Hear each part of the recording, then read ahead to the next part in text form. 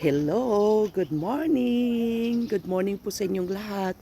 Oh my God, tinawag ako ng asawa ko ngayon. Tulog pa ako. Ano pa lang kasi dito, 7:30 ng umaga. Kaya nung paggising ko, katatapos ko lang din, ka-upload ko lang din po yung throwback ko nung year 2022. Same day rin na nagka-snow kami doon sa Red. So ngayon dito po sa Edmonton, ito na ngayon dito. Ayan, nagsisimula na po din yung snow. Ayan, kagigising ko lang din. Oh my God. Ayun.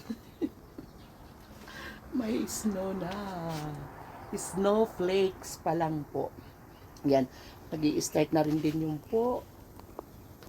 Ngayon. Nagkape na po kayong lahat dyan.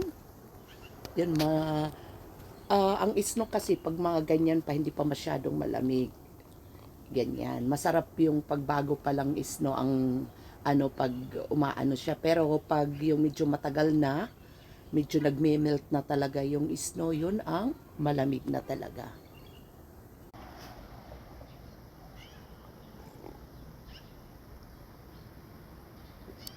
Yan, mamaya magkikita kami na Ate Janet. See you po ate sa Edmonton, sa West Edmonton Mall. See you po.